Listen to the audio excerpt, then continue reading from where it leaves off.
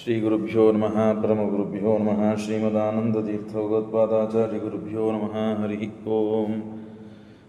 ನಾರಾಯಣಾಯ ಪರಿಪೂರ್ಣಗುಣಾರ್ಣವಾಯ ವಿಶ್ವೋದಯಸ್ಥಿತಿಲಯೋನ್ನಿಯತಿಪ್ರದಾಯ ಜ್ಞಾನಪ್ರದಾಯ ವಿಬುಧಾಸುರಸೌಖ್ಯದುಃಖಸತ್ಕಾರಣಾಯ ವಿದತಾಯ ನಮೋ ನಮಸ್ತೆ.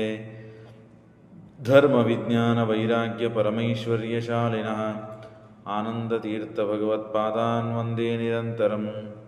ಚಿತ್ರೈಃ ಪದೈಶ್ಚ ಗಂಭೀರೈರ್ವಾಕ್ಯೈರ್ಮಾನೈರಖಂಡಿತೈಃ ಗುರುಭಾವಂ ವ್ಯಂಜಯಂತಿ ಭಾತಿ ಶ್ರೀರೈತೀರ್ಥವಾಕ್. Naomi ನ್ಯಾಯಸುಧಾಧಿಕೃಜ್ಜಯಮುನೀನ್ ಶ್ರೀಪಾದರಾಟ್ಸನ್ಮಣೀನ್ ವ್ಯಾಸಾರ್ಯಾನ್ ವಿವಿಧಾಗಮಾಬ್ಧಿವಿಹರಾನ್ ಶ್ರೀವಾದಿರಾಜಾನಪಿ.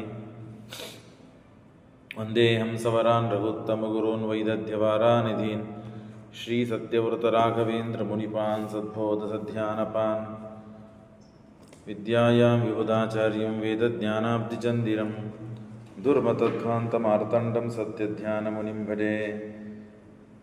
ಸತ್ಯಾವಿದ್ನಗರಾಬ್ಜೋತ್ಥಾನ್ ಪಂಚಾಶದ್ವರ್ಷಪೂಜಕಾನ್ ಸತ್ಯಪ್ರಮೋದತೀರ್ಥಾರ್ಯಾನ್ Naomi ನ್ಯಾಯಸುಧಾರತಾನ್. ಶಾಸ್ತ್ರೇಷು ಪಾರದೃಶ್ವಾನಂ ಶಾಸ್ತ್ರಜ್ಞೇಷು ಚ ವತ್ಸಲಂ ದೀನಭಕ್ತೋದ್ಧಾರಕರಂ ಸತ್ಯಾತ್ಮಾನಂ ಗುರುಂ ಭಜೆ. ವಿದ್ಯಾಪೀಠವಿದಾತಾರಂ ವಿದ್ಯಾವಾರಿಧಿಚಂದಿರಂ ವಿದ್ಯಾರ್ಥಿವತ್ಸಲಂ ವಂದೇ ಮಹಾಮಹಿಮಸದ್ಗುರುಂ. ಆಪಾದಮೌಲಿಪರ್ಯಂతం ಗುರುಣಾಂ ಆಕೃತಿಂ ಸ್ಮರೇತ್ ತೇನ ವಿಘ್ನಾಃ ಪ್ರಣಶ್ಯಂತಿ ಸಿದ್ಧ್ಯಂತಿ ಚ ಮನೋರಥಾಃ. ಪಾಂಡವರೆಲ್ಲ ದೇವತೆಗಳ ಮನೆಯಲ್ಲೇನೇ ವಾಸವಾಗಿ ಇದ್ದಾರೆ. ಆರಾಮಾಗಿ 4 ವರ್ಷ ಇದ್ದಾರೆ. ಆ ಸಮಯದಲ್ಲಿ ಅರ್ಜುನ ತಾನು ದೇವೇಂದ್ರನಿಂದ ಭಾರಿ ಅಸ್ತ್ರಶಸ್ತ್ರಗಳನ್ನೆಲ್ಲ ಕಲಿತಿದ್ದಾನೆ. ಎಲ್ಲ ಕಲಿಯುವುದು ಮುಗೀತು. ಆದ ಮೇಲೆ ಗುರುದಕ್ಷಿಣಾ ರೂಪದಲ್ಲಿ ಏನು ಕೊಡಬೇಕು ಅಂತ ಕೇಳಿದರೆ, ಇಲ್ಲಿ ನಿವಾತ ಮತ್ತು ಕವಚ ಅಂತ ಇಬ್ಬರು ದೈತ್ಯರಿದ್ದಾರೆ. ಬ್ರಹ್ಮದೇವರ ವರದಿಂದ ತೃಪ್ತರು, ಮಹಾಬಲಿಷ್ಠರು, ಯಾರೂ ಅವರನ್ನು ಸಂಹಾರ ಮಾಡಲಿಕ್ಕಾಗುವುದಿಲ್ಲ. ಆ ಪರಿಸ್ಥಿತಿ ಇದೆ. ಹಾಗಾಗಿ ಅವರನ್ನು ಸಂಹಾರ ಮಾಡು. ಯಾರಿಗೂ ಸಂಹಾರ ಮಾಡದೇ ಇದ್ದಾಗ ಅರ್ಜುನನಿಗಾದರೂ ಹೇಗೆ ಸಂಹಾರ ಮಾಡಲಿಕ್ಕಾಗ್ತದೆ ಅಂತ ಪ್ರಶ್ನೆ ಬಂದರೆ, ಆ ಇಂದ್ರ ಬ್ರಹ್ಮದೇವರಿಗೆ ಪ್ರಾರ್ಥನೆ ಮಾಡಿದ, ಸ್ವಾಮಿ ನೀವು ಯಾರಿಂದರೂ ಸಾಯುವುದು ಬೇಡ, ಅವಧ್ಯರಾಗಿ ಅಂತ ಅವನಿಗೆ ವರ ಕೊಟ್ಟಿದ್ದೀರಿ, ನಮ್ಮದೆಲ್ಲ ಪರಿಸ್ಥಿತಿ ಏನು ಅಂತ ಕೇಳಿದಾಗ ಬ್ರಹ್ಮದೇವರು ಇಂದ್ರನಿಗೆ ವರ ಕೊಡ್ತಾರೆ. ಏನಂದರೆ, ನೀನು ಮನುಷ್ಯ ಶರೀರವನ್ನು ತಾಳಿದಾಗ, ಅಂದರೆ ಭೂಮಿಯಲ್ಲಿ ಹುಟ್ಟಿದಾಗ ಆ ಶರೀರದಿಂದ ಅವನನ್ನು ಸಂಹಾರ ಮಾಡಬಹುದು ಅಂತ ವರ ಕೊಟ್ಟಿರ್ತಾರೆ. ಹಾಗಾಗಿ ಅವನಿಗೆ ಅದ್ಭುತವಾದ ರಥವನ್ನು, ಗಾಂಡೀವ ಧನುಸ್ಸನ್ನು ಮತ್ತು ತನ್ನ ಸಾರಥಿಯನ್ನು, ಶಂಖವನ್ನು ಎಲ್ಲವನ್ನು ಕೊಟ್ಟು ಕಳಿಸಿ ಪ್ರತಿಧ್ವನಿಯ ಶಂಖದ ಧ್ವನಿಯನ್ನು ಮಾಡಿ ಅರ್ಜುನ ಯುದ್ಧಕ್ಕೆ ಸಿದ್ಧನಾಗ್ತಾನೆ. ಆಗ 3 ಕೋಟಿ ದಾನವರು ಬರ್ತಾರೆ. ಅವರು ಬ್ರಹ್ಮದೇವರ ವರದಿಂದ ತೃಪ್ತರು. ಎಲ್ಲರೂ ಕೂಡ ಅಸ್ತ್ರಶಸ್ತ್ರಗಳನ್ನು ಹಾಕಿ ಮಳೆಯಂತೆ, ಇವತ್ತು ಹೇಗೆ ಮಳೆ ಬಂತಲ್ಲ ಹಾಗೆ ಮಳೆಯಂತೇನೆ ಬಾಣಗಳನ್ನು ಸುರಿಸ್ತಾರೆ. ಅರ್ಜುನ ಎಲ್ಲ ಆ ಬಾಣಕ್ಕೆ ಪ್ರತಿಯಾಗಿ ಉತ್ತರವನ್ನು ಕೊಟ್ಟು ಕೊನೆಗೆ ಆ ನಿವಾತ ಕವಚರನ್ನು ತೇಷಾಂಚ ಶಸ್ತ್ರಾಣಿ ಕಿರೀಟಮಾಲಿ ನಿವಾರ್ಯ ಗಾಂಡೀವ ಧನು ಪ್ರಮುಕ್ತೈಃ ಶರೈ ಶಿರಾಂಶ ಪ್ರಚಕರ್ತ ವೀರಃ. ಅವರು ರುಂಡವನ್ನು ಕಡದು ಹಾಕಿಬಿಡ್ತಾರೆ. ಬಾಣಗಳಿಂದ ರುಂಡವನ್ನು ಚೆನ್ನಾಗಿ ಬಾಣಗಳನ್ನು ಪ್ರಯೋಗ ಮಾಡಿ ಅವರನ್ನು ಕತ್ತರಿಸಿಬಿಡ್ತಾನೆ. ಎಲ್ಲರೂ ಸಾಯ್ತಾರೆ. ಸರ್ವೇ ಹತಾಸ್ತೇನ ಮಹಾರಥೇನ. ಆ ಮಹಾರಥನಾದಂತಹ ಅರ್ಜುನನಿಂದ ಎಲ್ಲರೂ ಸತ್ತು ಹೋಗ್ತಾರೆ. ಸತ್ತು ಎಲ್ಲಿ ಹೋಗ್ತಾರೆ? ಅಂಧಂತಮಸ್ಸಿಗೆ ಹೋಗ್ತಾರೆ. ಧನಂಜಯ ದಾನವಾಹ ಸೋಪಿ ತಥಾನ್ಯಾತ್ ಪೌಲೋಮ ಮತ್ತು ಕಾಲಕೇಯ ಅಂತ ಹೇಳಿ ಒಂದು ಗಣ, ರಾಕ್ಷಸರಲ್ಲಿ ಒಂದೊಂದು ಗಣಗಳು. ಆ ಪೌಲೋಮ ಕಾಲಕೇಯ ಇತ್ಯಾದಿ ಎಲ್ಲ ರಾಕ್ಷಸರು ಸೇರಿ ಮತ್ತೆ ಯುದ್ಧಕ್ಕೆ ಬರ್ತಾರೆ. ಆಗ ಅವರನ್ನೂ ಎಲ್ಲರನ್ನೂ ಕೂಡ ಈ ಅರ್ಜುನ ಸಂಹಾರ ಮಾಡಿದ್ದಕ್ಕೆ ಬಹಳ ಸಂತೋಷವಾಗ್ತದೆ ದೇವೇಂದ್ರನಿಗೆ. ಸಂಹಾರ ಮಾಡಿಕೊಂಡು ತಾನು ಮತ್ತೆ ಪುನಃ ಬರ್ತಾನೆ. ದಗ್ಧ್ವಾಯೋ ಇಂದ್ರ ಸದ್ಮ ಅವರನ್ನೆಲ್ಲ ಪಾಶುಪತಾಸ್ತ್ರ, ರುದ್ರದೇವರು ಕೊಟ್ಟಂತಹ ಪಾಶುಪತಾಸ್ತ್ರದಿಂದ ಅವರನ್ನೆಲ್ಲ ಸುಟ್ಟು ಹಾಕಿಬಿಡ್ತಾನೆ. ಆಗ ಪುನಃ ದೇವೇಂದ್ರ ಸದ್ಮಂಚ ಸ್ವಸದೇ ಪ್ರೀತಿಯುಕ್ತಶ್ಚ ಚಕ್ರಃ. ನನ್ನ ಮಗ ಈ ಕೆಲಸ ಮಾಡಿದ್ದಾನೆ ಅಂತಂದರೆ ಎಷ್ಟು ಸಂತೋಷ ಅವನಿಗೆ, ದೇವೇಂದ್ರನಿಗೆ ಬಹಳ ಸಂತೋಷ. ಒಂದನೇದ್ದು ನಿವಾತ ಕವಚರನ್ನು ಸಂಹಾರ ಮಾಡಿದ್ದಾನೆ, 3 ಕೋಟಿ ದೈತ್ಯರನ್ನು ಸಂಹಾರ ಮಾಡಿದ್ದಾನೆ, ಅದು ಬ್ರಹ್ಮದೇವರ ವರದಿಂದ ತೃಪ್ತರಾದವರು, ಅವರೆಲ್ಲ ಸತ್ತು ಹೋಗಿದ್ದಾರೆ. ಆಮೇಲೆ ಪೌಲೋಮ ಮತ್ತು ಕಾಲಕೇಯ ಅಂತನ್ನುವ ಗುಂಪುಗಳಿಂದ ಸೇರಿಕೊಂಡು ರಾಕ್ಷಸರು ಬಂದಿದ್ದಾರೆ, ಅವರನ್ನೆಲ್ಲ ಕೊಂದಿದ್ದಾನೆ. ಹಾಗಾಗಿ ಬಹಳ ಸಂತೋಷಪಟ್ಟು ದೇವೇಂದ್ರ ಅವನಿಗೆ ಆಶೀರ್ವಾದ ಮಾಡಿದ್ದಾನೆ. ಆ ಎಲ್ಲ ದೈತ್ಯರು ಒಂದೊಂದು ತಮಸ್ಸಿಕ್ಕೆ ಹೋಗಿದ್ದಾರೆ. ಹೀಗೆ ನಡೀತಾ ಇದ್ದಾಗ ಮತ್ತೆ ಆ ದೇವೇಂದ್ರ ಕೊಟ್ಟ ರಥದಲ್ಲೇನೆ ಕೂತು ಪಾಂಡವರು ಎಲ್ಲಿದ್ದಾರಲ್ಲ ಅಲ್ಲಿ ಹುಡುಕಿಕೊಂಡು ಬಂದ ಅರ್ಜುನ. ಆಗ ಬಹಳ ಸಂತೋಷ ಆಯಿತು ಎಲ್ಲರೂ. ಅರ್ಜುನ ಬಂದ ಅಂತ ಹೇಳಿ ಮತ್ತಿನ್ನು ಹಿಮಾಲಯ ಪರ್ವತಕ್ಕೆ ಹೋಗಬೇಕು ಅಂತ ಹೇಳಿ ಘಟೋತ್ಕಚನಿಗೆ ಹೇಳಿದರು. ಮತ್ತೆ ಪುನಃ ಘಟೋತ್ಕಚನ ಪರಿವಾರ, ಆ ರಾಕ್ಷಸರು ಎಲ್ಲರೂ ಸೇರಿ ಅರ್ಜುನನನ್ನು, ಪಾಂಡವರನ್ನು ಎತ್ತುಕೊಂಡು ತಾವು ಇಲ್ಲಿ ಬಂದಿದ್ದಾರೆ. ಇಷ್ಟು ಸುಖವಾಗಿ ವಾಸ ಮಾಡಿದ್ದಾರೆ. ಸಂತೋಷದಿಂದ ಎಲ್ಲರೂ ದೇವತೆಗಳ, ಗುರುಗಳ, ಮಹನೀಯರ ಕಥೆಯನ್ನು ಕೇಳ್ತಾ, ಸಾಧನೆ ಮಾಡ್ತಾ, ತಪಸ್ಸು ಮಾಡ್ತಾ, ಬ್ರಾಹ್ಮಣಿಗೆ ಅನ್ನದಾನ ಮಾಡ್ತಾ, ವಿದ್ಯಾಭ್ಯಾಸವನ್ನು ಮಾಡ್ತಾ, ಅಸ್ತ್ರಶಸ್ತ್ರಗಳನ್ನು ಕಲಿತಾ, ಎಲ್ಲ ದುಷ್ಟರನ್ನು ಸಂಹಾರ ಮಾಡ್ತಾ ವನವಾಸ ಮಾಡಿದ್ದಾರೆ. ಸುಖವಾಗಿ ಇದ್ದಾರೆ. ಯಾವ ತೊಂದರೆಗಳು ಇಲ್ಲ, ಯಾವ ತೊಂದರೆಗಳಿಲ್ಲದೇನೆ ಸುಖವಾಗಿ ಇದ್ದಾರೆ. ಅದನ್ನೇ ಹೇಳ್ತಾರೆ, ಕಥಾವಿರು ವಾಸುದೇವಸ್ಯ ಧ್ಯಾನೇನ ಅರ್ಚನೇನ ಚ ಕಲೋ ಕಾಲ ಸುಖೇನೈವ ತೇಷಾಂ ವಿಷ್ಣು ತದಾತ್ಮನ. ಸುಖವಾಗಿ ಕಥೆಗಳನ್ನು ಕೇಳ್ತಾ, ಧ್ಯಾನ, ಅರ್ಚನ, ಪೂಜಾ ಇತ್ಯಾದಿಗಳನ್ನು ಮಾಡ್ತಾ ಕಾಲವನ್ನು ಕಳೆದಿದ್ದಾರೆ. ಮಧ್ಯದಲ್ಲಿ ಬಂದ ವಿಘ್ನಗಳು, ರಾಕ್ಷಸರ ಸಂಹಾರ, ದೇವತೆಗಳಿಂದ ಅಸ್ತ್ರಶಸ್ತ್ರಗಳನ್ನು ಕಲಿಯುವುದು ಇತ್ಯಾದಿಗಳನ್ನೆಲ್ಲ ಮಾಡಿದ್ದಾರೆ. ನೈವ ಶತ್ರುನ್ ಅನುತ್ಸಾದ್ಯ ನಾನಾದಾಯ ಮಹದ್ಯಶಃ ನಾಕೃತ್ವ ವಸುದೇವಾಜ್ಞಾಂ ರಾಜ್ಞಂ ಮುಖ್ಯ ಗತಿರ್ಭವೇತ್ ತದನ್ನೇಷಾಂಚ ವರ್ಣಾನಾಂ. ಹಾಗಾಗಿ ಇಷ್ಟೆಲ್ಲ ಮಾಡಿ ಕೊನೆಗೆ ಒಂದು ದಿವಸ ಭೀಮಸೇನ ದೇವರು, ದ್ರೌಪದಿ ದೇವಿ ಇದ್ದಾಳೆ. ಆಗ ಏನೋ ಭೀಮಸೇನರಿಗೆ ಬಹಳ ಒಂದೇ ಕಡೆ ಕೂತು ಬೇಸರ ಆದದ್ದಕ್ಕೆ ಏನು ಮಾಡಿದರು, ಅಸ್ತ್ರಶಸ್ತ್ರಗಳನ್ನು ಹಾಕಿಕೊಂಡು, ಧನುರ್ಬಾಣಗಳನ್ನು ಹಾಕಿಕೊಂಡು ಮತ್ತು ಕಾಡಿನಲ್ಲಿ ಸಂಚಾರ ಮಾಡಬೇಕು ಅಂತ ಹೇಳಿ ತಾವು ಹೋಗಿದ್ದಾರೆ. ಅಲ್ಲಿ ದೊಡ್ಡದಾದ ಅಜಗರ, ಆ ಅಜಗರ ಬಂದು, ಮತ್ತೆ ಅವನ ಹೆಸರು ನಹುಷ ಅಂತ ಹೇಳಿ, ಆ ನಹುಷ ಬಂದು ಭೀಮಸೇನ ದೇವರನ್ನು ಸುತ್ತುಕೊಂಡು ಬಿಟ್ಟಿದ್ದಾನೆ. ಇತಿ ಭೀಮವಚ ಶ್ರುತ್ವಾ ಸದೌರ್ಯೋ ಯುಧಿಷ್ಠಿರ ರಾಕ್ಷಸ ಸ್ಕಂದಮಾರೂಢ ಕೃಷ್ಣಾಯ ಚಯೋಗತಂ. ಆಗ ಮತ್ತೆ ಎಲ್ಲರೂ ಕೇಳಿದ್ದಾರೆ, ಧರ್ಮರಾಜ ಎಲ್ಲರೂ ಕೇಳಿದ್ದಾರೆ, ಅಲ್ಲ ದ್ರೌಪದಿ ಭೀಮ ಎಲ್ಲಿದ್ದ, ಇಷ್ಟೊತ್ತಿದ್ನಲ್ಲ ಅಂದರೆ ಇಲ್ಲ, ಅವರು ಸ್ವಲ್ಪ ಸಂಚಾರಕ್ಕಾಗಿ ಹೋಗಿದ್ದಾರೆ ಅಂದಾಗ ಮತ್ತೆ ಎಲ್ಲಿ ಹೋಗಿದ್ದಾರೆ, ಹೇಗೆ ಹೋಗಿದ್ದಾರೆ ಅಂತ ಹುಡುಕ್ತಾ ಘಟೋತ್ಕಚ ಮೊದಲಾದರು ಎಲ್ಲರೂ ಕೂಡ ಇವರು ಪಾಂಡವರೆಲ್ಲರೂ ಅಲ್ಲಿ ಹೋಗಬೇಕು ಅಂತ ಹೋಗಿದ್ದಾರೆ. ಆಗ ಅಲ್ಲಿ ವಿಚಿತ್ರ ಏನಾಗಿದೆ ಅಂತಂದರೆ, ವೃತ್ರಾಸುರ ಅಂತ ಹಿಂದೆ ಒಬ್ಬ ಅಸುರ ಇದ್ದ. ಆ ವೃತ್ರಾಸುರ ಪೂರ್ವಂ ಹಿರುತ್ರ ವದತೋಂಬುಜನಾಲತಂತು ಸಂಸ್ಥೆ ಶಚಿ ಪ್ರಣಯಿನಿ ಪ್ರವಿಚಿಂತ್ಯ ದೇವಾಃ ಚಕ್ರತ್ರಿಲೋಕಪತಿಮಾಯು ಸುತಂ ವರಂ ಚ ದತ್ವಾಕ್ಷಿ ಗೋಚರ ತಪೋಸ್ಯ ಬಲಂ ಚ ಸರ್ವಂ. ಆ ವೃತ್ರಾಸುರ ಬ್ರಾಹ್ಮಣನ ಮಗ. ಅವನು ಬಹಳ ತೊಂದರೆ ಕೊಡ್ತಾ ಇದ್ದ ಎಲ್ಲ ಸಾಧಕರಿಗೆ, ಸಜ್ಜನರಿಗೆ, ದೇವತೆಗಳಿಗೆ. ಹಾಗಾಗಿ ಇಂದ್ರ ವೃತ್ರಾಸುರನ್ನು ಸಂಹಾರ ಮಾಡಿದ. ಆ ಕಥೆಯನ್ನು ಕೇಳಿದ್ದೀರಿ. ಆ ವೃತ್ರಾಸುರ ಸತ್ತಿದ್ದಕ್ಕೆ ಬ್ರಹ್ಮಹತ್ಯಾ ಪಾಪ ಬಂತು ದೇವೇಂದ್ರನಿಗೆ. ಆ ಬ್ರಹ್ಮಹತ್ಯಾ ಪಾಪವನ್ನು ಪರಿಹಾರ ಮಾಡಿಕೊಳ್ಳಬೇಕು ಅಂತ ಹೇಳಿ ತಾನು ನರಸಿಂಹದೇವರ ಮಂತ್ರ, ಉಗ್ರಂ ವೀರಂ ಮಹಾವಿಷ್ಣುಂ ಜ್ವಲಂತಂ ಸರ್ವತೋಮುಖಂ ನೃಸಿಂಹಂ ಭೀಷಣಂ ಭದ್ರಂ ಮೃತ್ಯುಂ ನಮಾಮ್ಯಹಂ ಅಂತನೋ ಮಂತ್ರವನ್ನು ಕಮಲದ ನಾಲದಲ್ಲಿ, ದೇಟಿನಲ್ಲಿ ಸಣ್ಣ ರೂಪವನ್ನು ತಾಳಿ ಸೇರಿ ಸಾವಿರಾರು ವರ್ಷಗಳ ಕಾಲ ತಪಸ್ಸನ್ನು ಮಾಡಿದ್ದಾನೆ. ಬ್ರಹ್ಮಹತ್ಯಾ ಪಾಪವನ್ನು ಪರಿಹಾರ ಮಾಡಿಕೊಳ್ಳಬೇಕು ಅಂತ ಹೇಳಿ. ಆಗ ದೇವೇಂದ್ರನ ರಾಜ್ಯ ನಡಿಬೇಕು. ರಾಜ ಇಲ್ಲ ಅಂತ ಆದರೆ ಹೇಗೆ ನಡೀಲಿಕ್ಕೆ ಸಾಧ್ಯ? ರಾಜ್ಯದಲ್ಲಿ ರಾಜ ಬೇಕಲ್ಲ. ಹಾಗಾಗಿ ದೊಡ್ಡದಾದ ಸ್ವರ್ಗ, ಆ ಸ್ವರ್ಗದಲ್ಲಿ ದೇವೇಂದ್ರನ ಮತ್ತು ಸಿಂಹಾಸನ, ಆ ಸಿಂಹಾಸನ ಮೇಲೆ ಯಾರು ಕೊಡಬೇಕು, ಯಾರಿಲ್ಲಲ್ಲ ಅಂತ ಹೇಳಿ ಎಲ್ಲ ಋಷಿಗಳು, ತಪಸ್ವಿಗಳು, ದೇವತೆಗಳು ಸೇರಿ ಏನು ಮಾಡಿದರು, ಈ ನಹುಷ ಇದ್ದಾನೆ, ಈ ನಹುಷನನ್ನು ಕೂಡಿಸೋಣ. ಸಾಮಾನ್ಯವಾಗಿ ಏನಾಗ್ತದೆ, ಆ ಸ್ಥಾನಕ್ಕೆ ಕೂಡಬೇಕು ಅಂದರೆ ಯೋಗ್ಯತೆ ಇರಬೇಕು.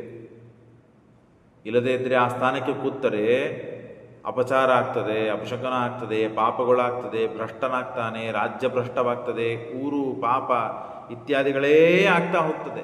ಅದೆಲ್ಲ ತಲೆಗೆ ಇವನಿಗೆ ಬಂದು ಬೀಳುತ್ತದೆ.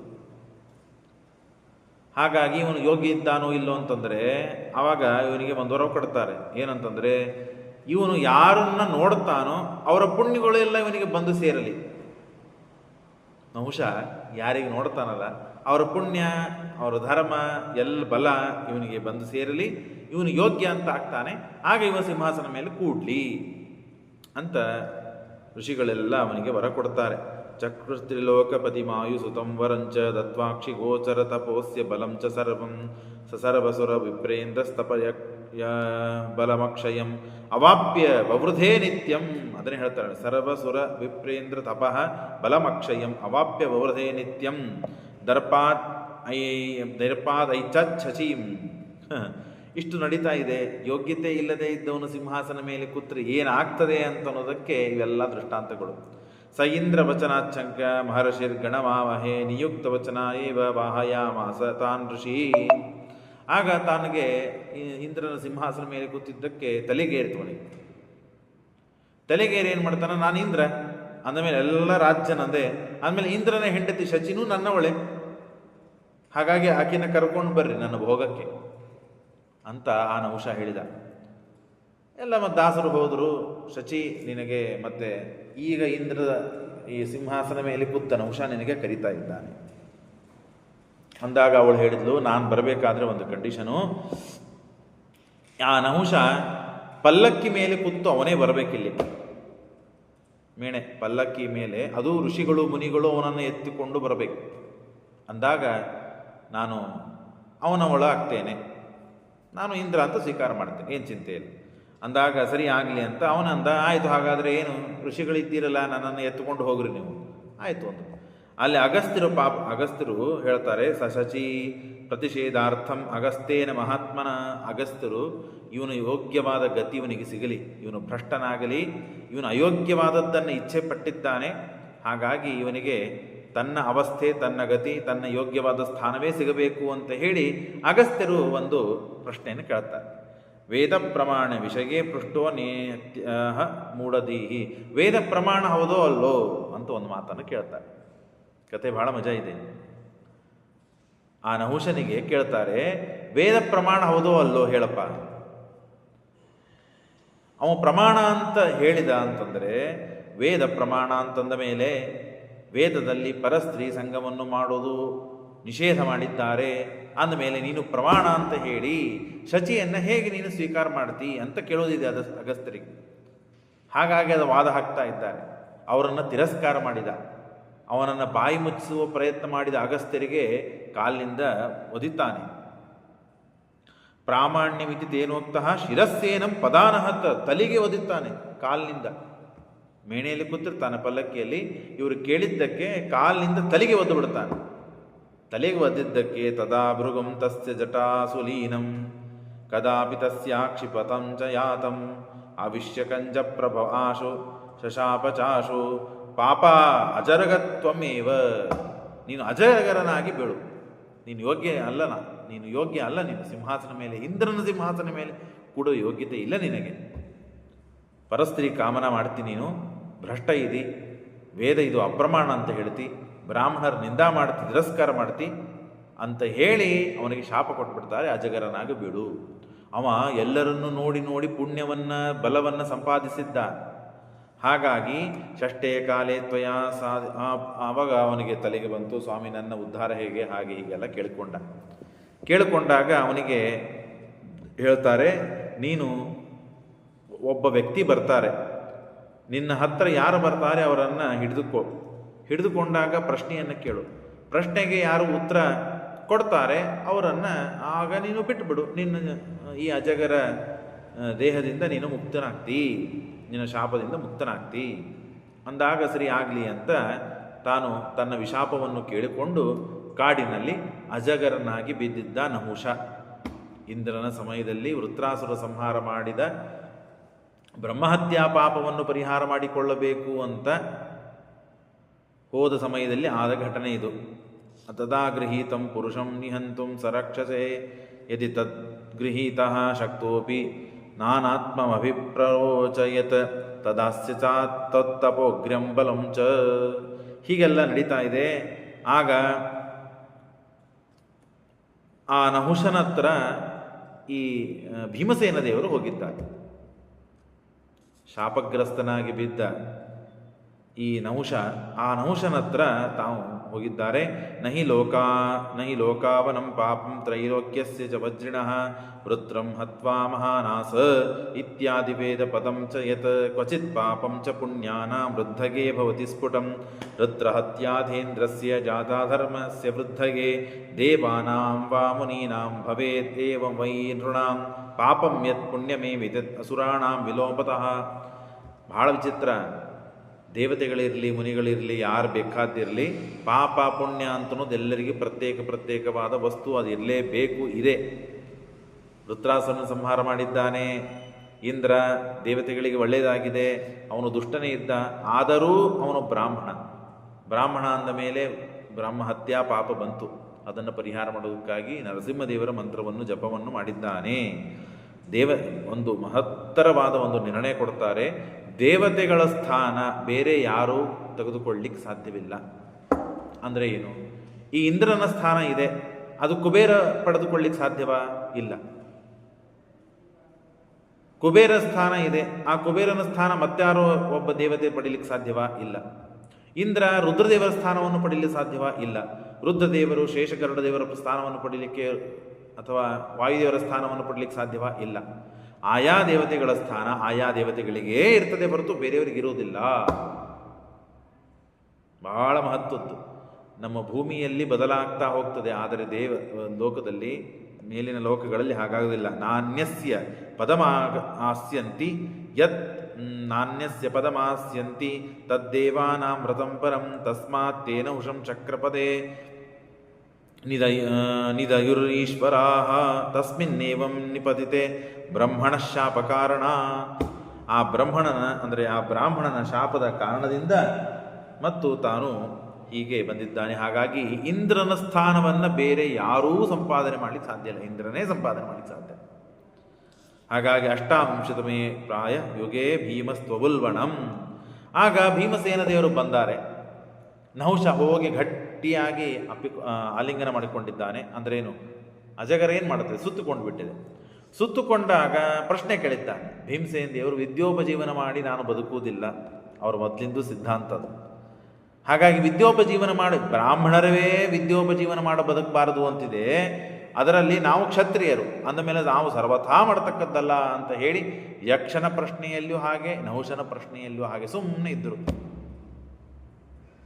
ಆಗ ನಹುಷ ಎಷ್ಟು ಹೊತ್ತು ಭೀಮಸೇನ ದೇವರನ್ನು ಗಟ್ಟಿಯಾಗಿ ಸುತ್ತುಕೊಂಡಿದ್ನೋ ಅಷ್ಟು ಹೊತ್ತು ಅವನ ಧರ್ಮ, ಅವನ ಪುಣ್ಯ ಎಲ್ಲ ಟ್ರಾನ್ಸ್ಫರ್ ಆಗ್ತಾ ಇದೆ ಭೀಮಸೇನ ದೇವರಲ್ಲಿ.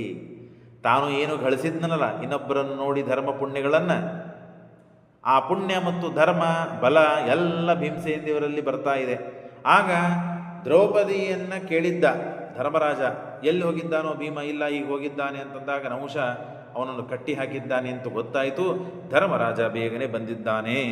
ತತ್ತತ್ ಸುರಾಣಾಂ ಸರ್ವೇಷಾಂ ಮುನೀನಾಂಚ ಮಹತ್ ತಪಸ್ಥಿತಂ ತದ್ಗೃಹೀತುಂ ವಶ ಇಚ್ಛಯೇವಾ ಸಮಾರುತಿ ದೇವಾನಾಂ ಹಿ ನೃಜಾತಾನಾಂ ಅಲ್ಪಂ ವ್ಯಕ್ತಂ ಭವೇತ್ ಬಲಂ ಇಚ್ಛೆಯ ವ್ಯಕ್ತತಾಂ ಯಾತಿ ವಾಯೋರನ್ನೇಷು ತಚ್ಚತತ್. ಹಿಂದೆ ನಾವು ಇದನ್ನೆಲ್ಲ ಕೇಳಿದ್ದೇವೆ. ನಿತ್ಯ ವ್ಯಕ್ತ ಗುಣೋ ವಿಷ್ಣೋ ಇತಿ ಶಾಸ್ತ್ರಸ್ಯ ನಿರ್ಣಯ. ಈ ವಿಷಯವನ್ನು ಮತ್ತೆ ನಾಳೆ ಹೇಳ್ತೇನೆ, ಏನು ಪರಿಸ್ಥಿತಿ ಇದಂತ. ಆತ್ಮ ಮೋಕ್ಷಾಯಿನ ಪ್ರಶ್ನಾತ್ ವ್ಯಾಜಾಹಾರ ಚಾತ್ಮಭೂಹು ಚಾಮಿಭೂಹು. ತನ್ನನ್ನು ತಾನು ಬಿಡಿಸಿಕೊಳ್ಳಬೇಕು ಅಂತ ಅವನು ಪ್ರಶ್ನೆ ಕೇಳಿದ್ದಕ್ಕೆ ನಾನು ಬಿಡಿಸಿಕೊಳ್ಳಬೇಕು ಅಂತ ಎಂದೂ ಅಪೇಕ್ಷೆ ಪಟ್ಟವರಲ್ಲ ಭೀಮಸೇನ ದೇವರು. ಹಾಗಾಗಿ ವಿದ್ಯೋಪಜೀವನಂ ಧರ್ಮ ವಿಪ್ರಾಣಮಪಿ ನೋಯತಃ. ವಿಪ್ರಾದ ಬ್ರಾಹ್ಮಣರಿಗೆ ವಿದ್ಯೋಪಜೀವನ ಮಾಡ ಬದುಕಬಾರದು ಅಂತಂದಾಗ ಕ್ಷತ್ರಿಯ ಕಿಮು ಕ್ಷತ್ರಿಯಸ್ಯ ಇತಿ ಜಾನನ್ನಪಿ ರುಕೋದರ ತತ್ ಪ್ರಶ್ನ ಪರಿಹಾರೇಣ ನಾತ್ಮಮೋಕ್ಷಂ ಸಮೈಕ್ಷತ.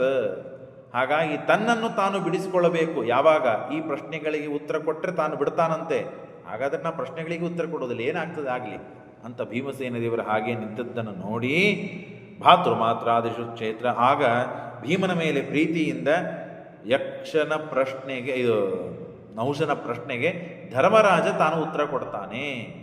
ಧರ್ಮರಾಜ ಉತ್ತರ ಕೊಟ್ಟಿದ್ದಕ್ಕಾಗಿ ಮನ್ಮಾನಃ ಕಾಲತೋ ಭಂಗಂ ಸ್ವಯಮೇವ ಯಾಸ್ಯತಿ ಆಜ್ಞೆಯ ವಾಸುದೇವಸ್ಯ. ಆಗ ಬಲಂ ತಪಶ್ಚ ಸರ್ವಸ್ಯ ತತ್ಸ್ಥಮಾಯಾ ದೃಕೋದರಂ.